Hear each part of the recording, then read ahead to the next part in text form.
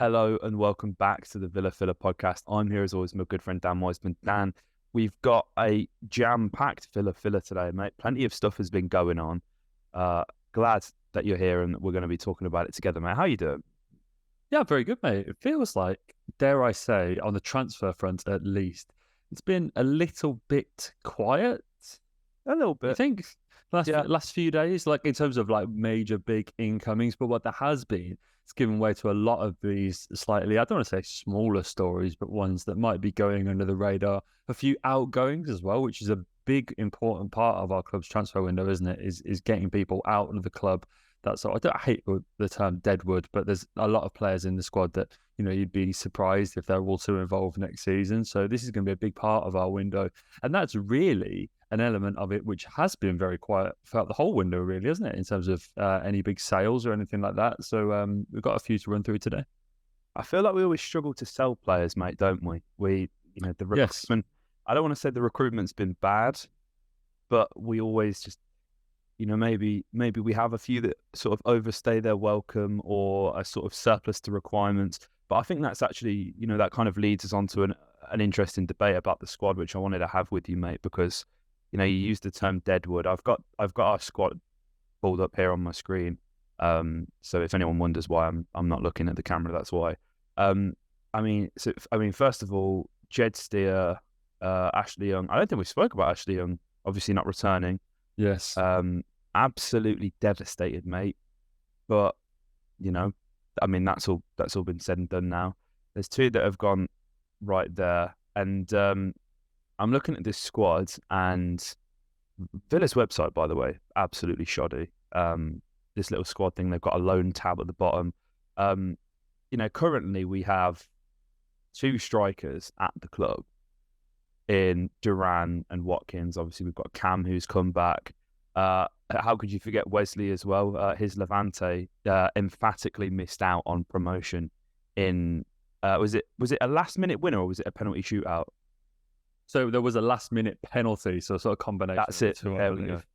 Yeah, and I think that would have, had they have been promoted to La Liga, they would have been obligated to purchase Wesley. So that's obviously not really ideal in terms of removing deadwood. I think when you say deadwood, Wes is unfortunately the deadwood that we're sort of referring to. But I feel like there's a lot of players that people are referring to, mate. Like I'm looking here, with all the talk of Saudi, there's Coutinho. What's he going to do? He's been linked with a move to Fenerbahce. Bertrand Traore, Leander Dendoncker, Luca Dean. These are all like just absolutely get rid of them. I think my mic has just changed. I don't know how I've done that. It's back. It's fine. But everyone's like, get rid of them, sod them off. But I mean, first of all, Luca Dean, 140 grand a week allegedly. How do you get rid of that? Who's paying that? Nice reportedly interested. No, Nice ain't paying that. Jim Ratcliffe's trying to buy Manchester United, and we're like Villa fans all seem to think that like you can sell the sort of dead woods, as you say, mate. And all of a sudden we're like 100 million up in terms of net spend, right? And then we can just, we can blow it on whatever. That's just not the reality of the situation. And I'm looking at a lot of these players, mate. I'm looking at Bertie. I'm looking at Phil. I'm looking at Leander as well. Even Dean. And I'm thinking these are players who are going to be here for at least another season because like they can't just be this sort of mad overhaul in the squad, right? Yeah, I think you're right, mate. It's a very good point that you mentioned in that typically we've not been great at selling clubs. Obviously, we had the sale of Jack, but our transfer strategy has really sort of shifted, don't you think, in the last couple of seasons, mate, away from when we came up and there was this big thing about young players with high resale value and everything like that. And we've really strayed away from it, haven't we, in recent seasons? You look at our most recent signing in sort of Moreno. Obviously, I know John Duran sort of bucks the trend a little bit there, but I don't think necessarily we had massive first team intentions for him straight away. Moreno is almost 30, and even some of the players that we're going to speak about today, mate, clocking on towards 30 as well. I think Danny Ings was sort of the real changing point there for me in terms of like, oh wow, okay, that really bucks what Villa have been going for recently. Obviously, I know there's been your Kamaras and stuff like that. So it's not a complete shift, but it was one where these kind of players that we're now sort of tied to the hip with, Luca Dean included, like are coming towards their 30s, are on big wages, and yeah, that's going to be very hard to shift. You sort of have to get yourself into quite uncomfortable situations whereby you look at, clubs sort of hate doing it, but you have agreements where a club will contribute to the departing players' wages for a certain period of time. There's all sorts of ways to get around it, but none of them are particularly attractive for the Villa. And as you rightly say, mate, it's not a case of, oh, okay, we've got so many through the door, let's put that onto the transfer budget and away we go. These deals, especially for players that you don't want to that aren't necessarily the hottest on the market, you can have deals that are broken up over time. There's usually a lot of clauses involved if they make X amount of appearances, or, the team, as you say, with Wesley, gets, whatever success, wins X Cup, Y League, that can affect the deal. There's quite a long-term view often with these kind of deals, and that means that I don't think really that any sales we make this summer are going to make a tremendous impact on the incomings. I think that's the thing as well. And there was a tweet I saw the other day. I think it's from Total Villa. It was a transfer piece on Morgan Sanson. Obviously, we're huge Morgan Sanson fans on this podcast. Stating how we're having difficulty shifting him. Now, this is somebody who has gone and had a relatively decent time back in France, back in his home country where he was plying his trade before. But the stumbling block for him and for clubs that are interested in signing him are the wages. 300k euros a month. So that's 75k euros a week, which is probably about 60 grand a week, which in the scheme of things, it doesn't sound like loads, but for somebody who I think it's fair to say is a flop, that's a big risk for a French club, and especially as you said, mate, we were going to have been footing a lot of that wage, just to simply get him out the door in the hopes of putting him in a shop window. But there are some outgoings, mate, as you alluded to in the intro. Sinisalso going out on loan to is it Exeter? Yes, I believe so. I literally just spoke about it. So he's going out on loan to Exeter. That's going to be hopefully a really good move for him. And Jadon Philogene-Bidace, interest from Stoke and 2 unnamed Bundesliga clubs. I always thought with Jadon that there was something about him. He's the kind of player that every time I saw him sort of had me on the edge of my seat, mate. And, he's got a fantastic sort of show reel that he's managed to assemble after his loan spell at Cardiff in the Championship. Obviously had a bit of time at Stoke as well. So it's no surprise that they're sort of coming back in and renewing that interest on a permanent basis. I don't think Villa are going to regret this one. If I'm being completely honest, I think Championship, maybe lower Prem, will be his level. So I'm not entirely against this, mate. And, it should hopefully bring in a couple of quid, which is, pure profit in terms of financial fair play when it comes to sort of selling an academy prospect. Yep.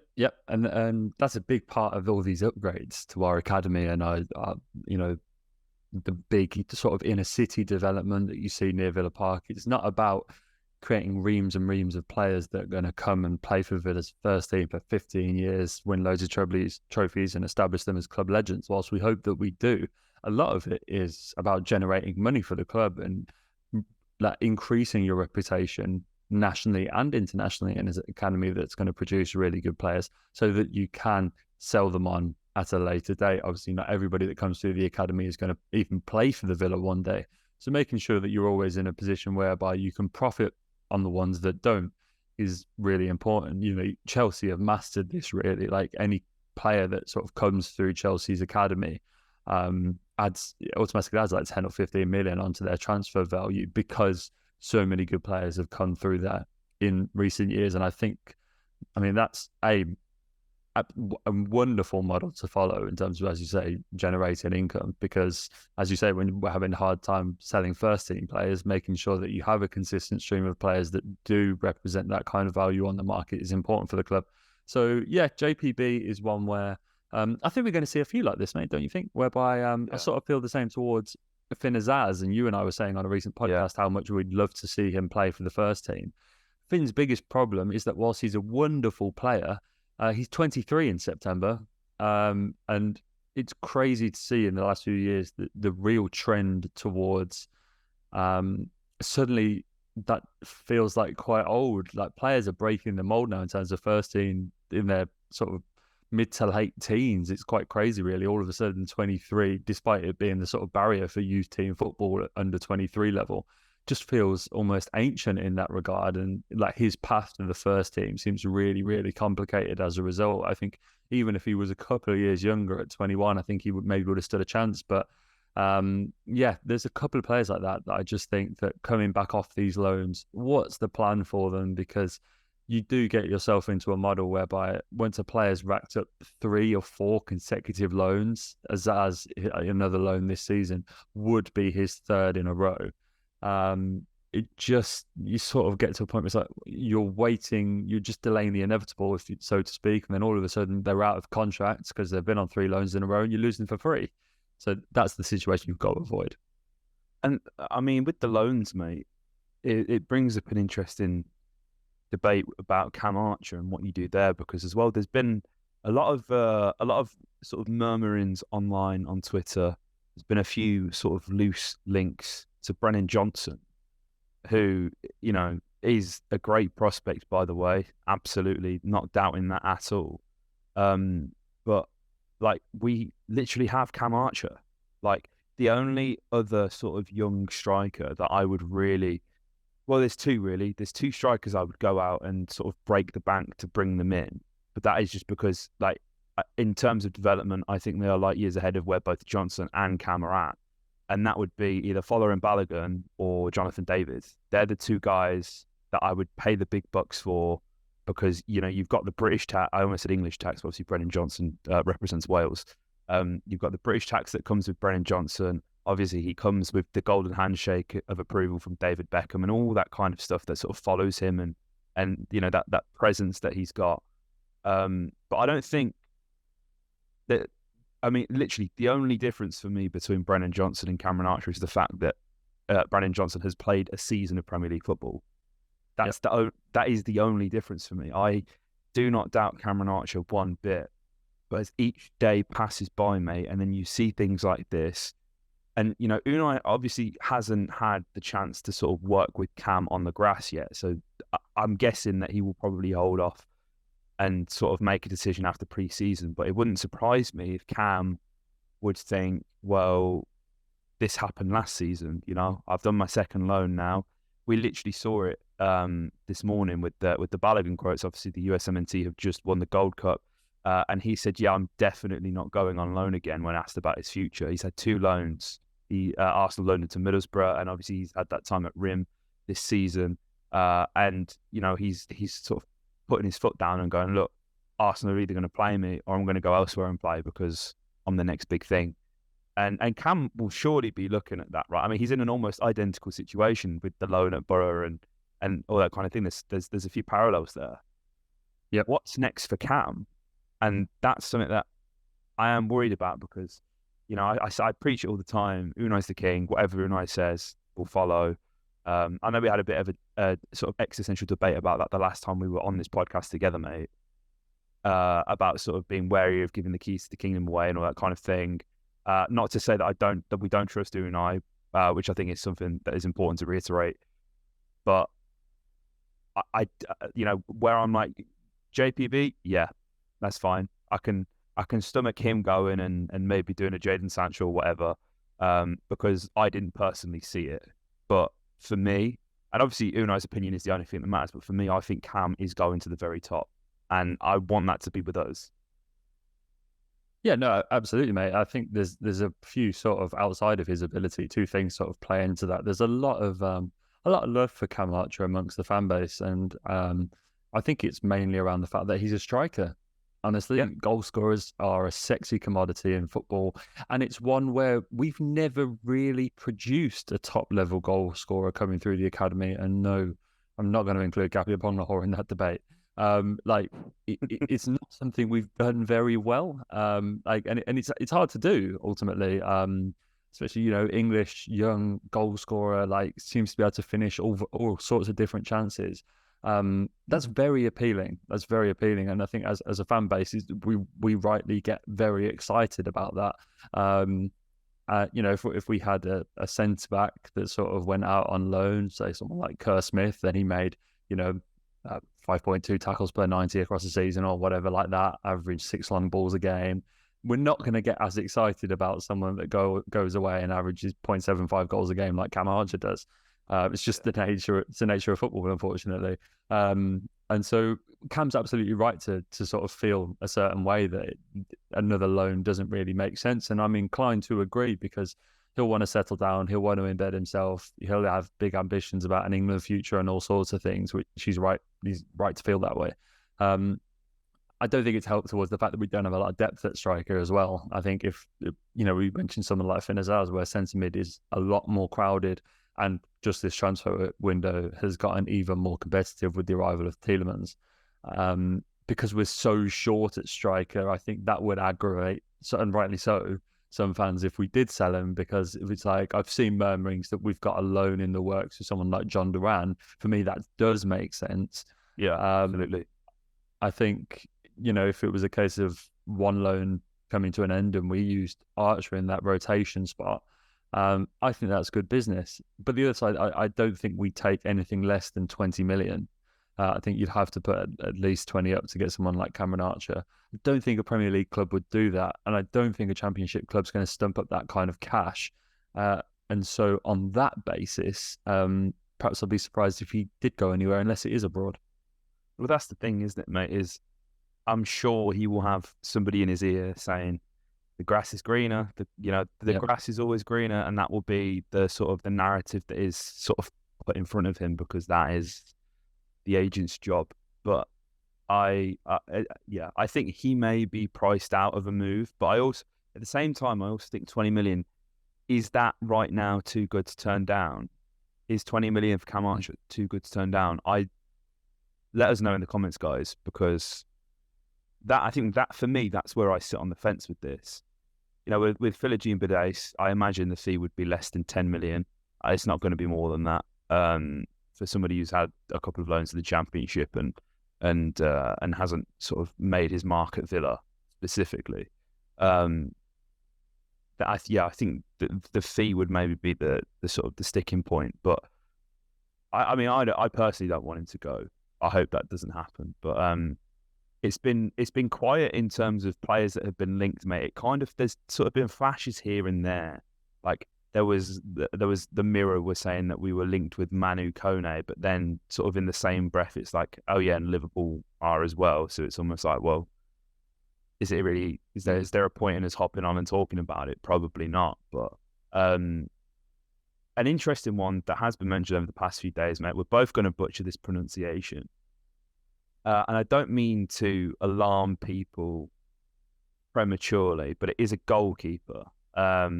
Odysseus Vlachodimos, I think that's how you pronounce it, Greek goalkeeper for Benfica. I think I've completely butchered the name there. A lot of people would have seen him play for Benfica in the Champions League, German-born, but he spent time at Stuttgart, Panathinaikos, and has moved to Benfica in 2018. Played 151 times for them. Market value of around 15 million. The link that we sent each other, mate, did it say that it was 15 million euros and then a potential 5 million in add-ons? Yes. So correct. It's probably about the going rate for a goalkeeper from the continent who's got Champions League experience. 29 years old, standing tall at 6'3", played 32 times for his country.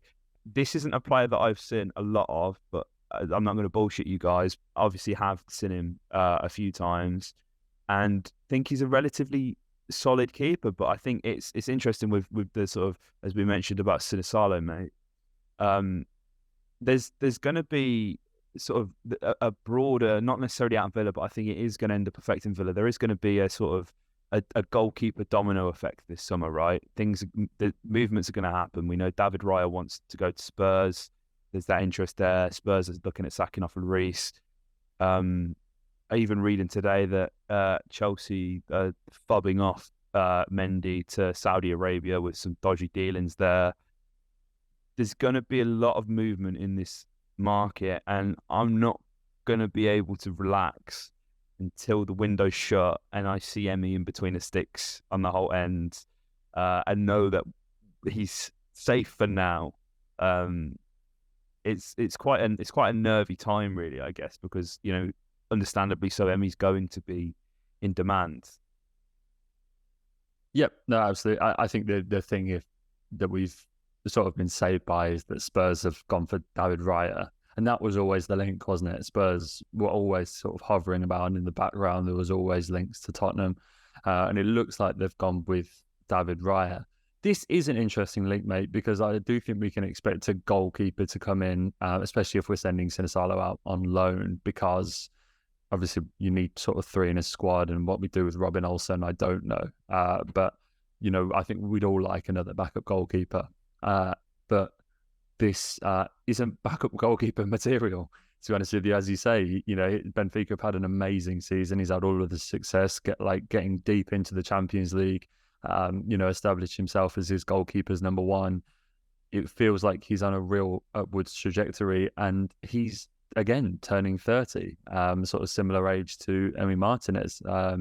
This isn't a young up-and-coming goalkeeper that is going to offer some kind of contingency planning to the Villa for when Emi either leaves or, gets towards his twilight years.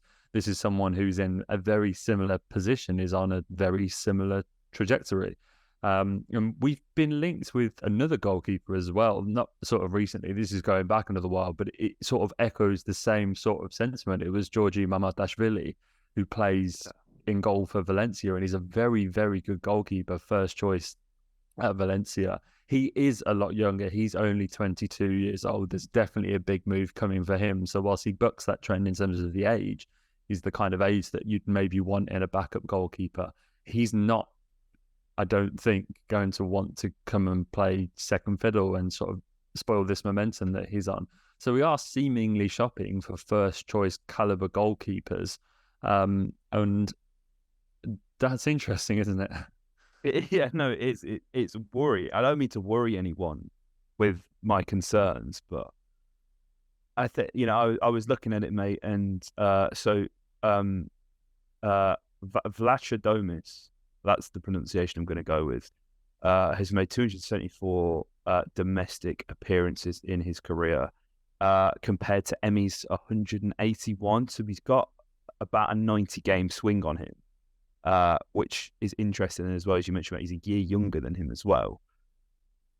It's really like you were saying with the strikers, mate, it's a difficult position to recruit for, isn't it? Because as you say, like Majvedeli, completely butchered the pronunciation, but he would be the ideal guy to come in. But he's already come out and said, I want first team football, I want regular first team football, I will go where I will play, which is totally respectable because he's been a starter. He's been, stalwart for Valencia for the longest time now. So, as you say, he wouldn't want to stunt that. But I mean, I look at someone like maybe like Queeman Kelleher, and like he'd be a brilliant guy. But again, he's going to be someone. He's Liverpool's cup goalkeeper. He's going to be someone as well who's going to want to be playing regular first team football. I think he's about 24, 25, Kelleher. So, but then like the other side of it, mate, is do we think that Unai is going to take every single competition seriously and look to go as far as we can in every single competition?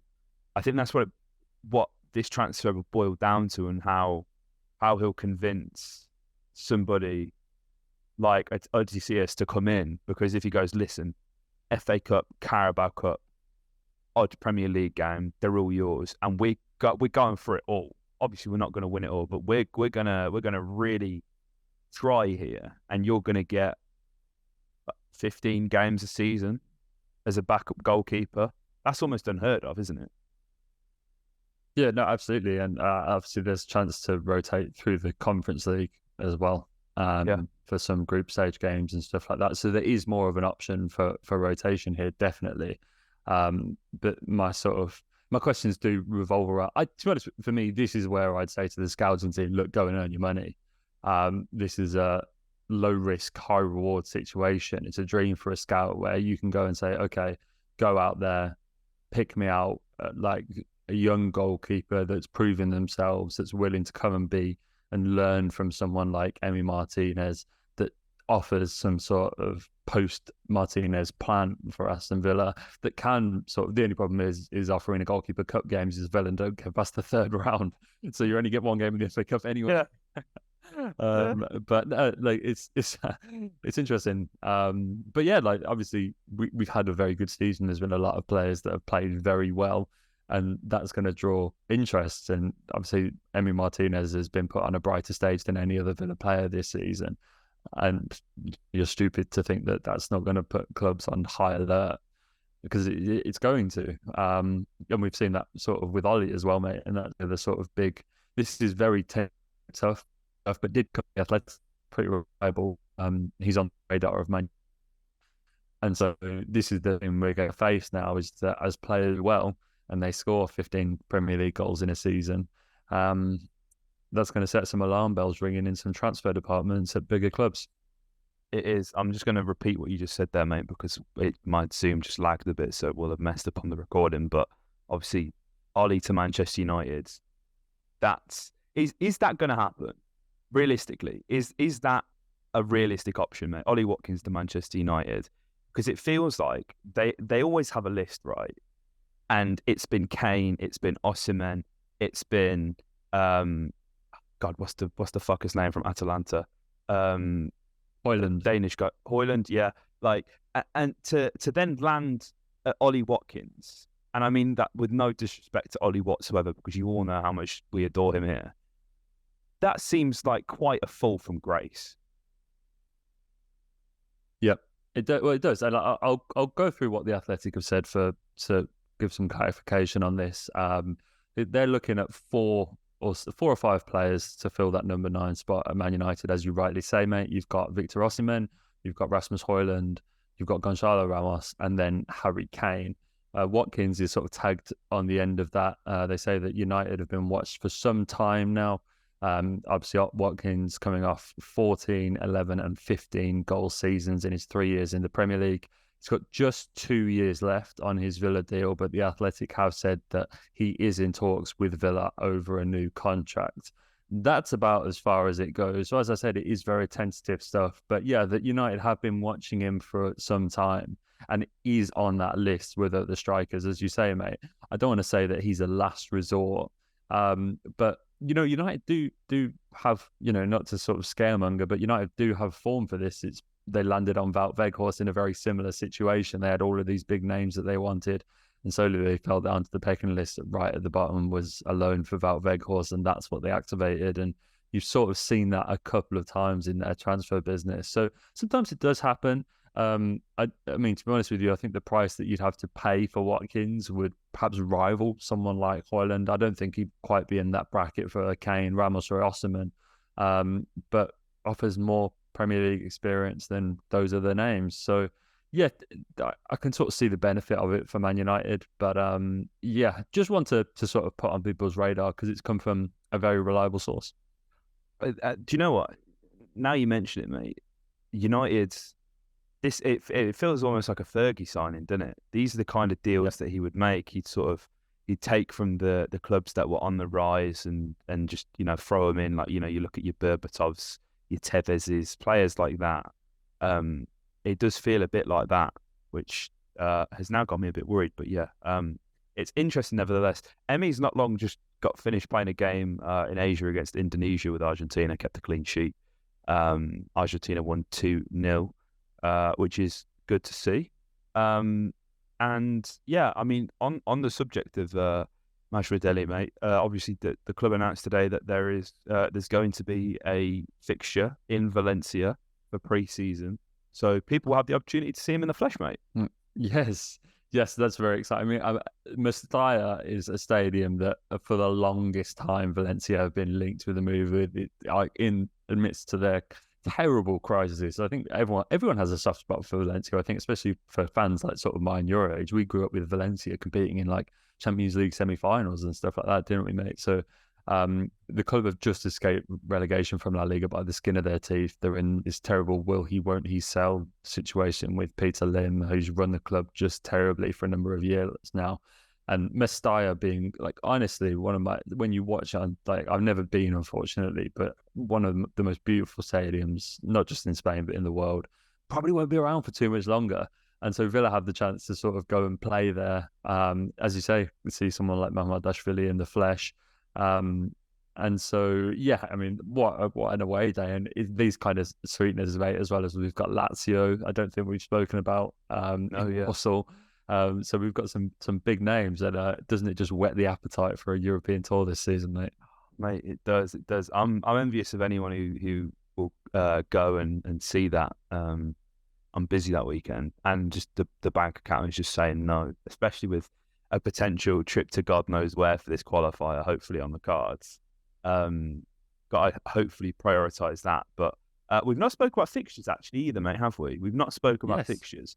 And it only reminded me when you said Lazio at the Bescot, because it appears that obviously we play Newcastle away from home. This won't be new information to anybody because I'm fairly sure it was all banded about Twitter and that. But we obviously, I think the past like 9 seasons in the Premier League, we've been away from home for the first game, something ridiculous. And that obviously hasn't changed this time. First game away, St James's Park. It's going to be an absolute cracker, 12th of August. But we actually requested to be away for this game specifically, due to integrating the new branding and all that kind of stuff in and around the stadium. So it's nice to know that this is being worked on. You would have thought it would have been sorted by now. I mean, I know the club's had ink and some, I think there's some motorbikes or something that they're doing there as well. Bruce Springsteen was he there the other day as well? He was indeed. So, hopefully making the club a few quid. But yeah, it's the fixtures. To be fair, I'd always like to be at home to start, and you want somebody who is already in sort of not a newly promoted team. You don't want a top team, but someone in the sort of middle ground. So this is going to be very difficult. But I do think that first 6 game stretch looks quite generous, doesn't it? But we are going to have to balance that with the 2 qualifying games, and then the group stages that then follow in September for the Conference League, should we make it. Yeah, all of these fixtures are probably going to do a little bit of moving around, aren't they, mate? Yeah. Not just in terms of times, but in terms of dates and stuff like that, because Newcastle will also, I don't think that first game of the season is going to go anywhere, but other clubs have got European football to contend with, which always sort of knocks around the Villa fixtures. So it's not quite set in stone just yet. That game is an interesting one. As you rightly say, you sort of want to go to it. If you're going to go away, you want to go to a team around the mid-table. You don't want to be going to a newly promoted team. I very much envy, I can't remember who's going to Luton away on the first day of the season, but you want to avoid something like that. Yeah. And then you also want to avoid going to the teams at the top. Newcastle is going to be an absolute barn burner, mate. That's going to be a great fixture. But not only are we away first game of the season, we're also away, I believe, on Boxing Day and the last day of the season as well. I believe we closed the season away at Selhurst Park. So a lot of those are the sort of the 3 dates that I look for, really. I think we've been pretty lucky. We got very lucky on the last day of last season in a big game like Brighton being at home, and like how amazing that was. So I suppose it's only fair dues that we hit the road. But I mean, it's totally random fixture generation that spurned out bloody City going to Vincent Kompany's Burnley on a Friday night to open the season. Has put us away for those big 3 games. But I mean, there's going to be a hell of a lot of travelling this season, so I suppose it won't be anything too bad.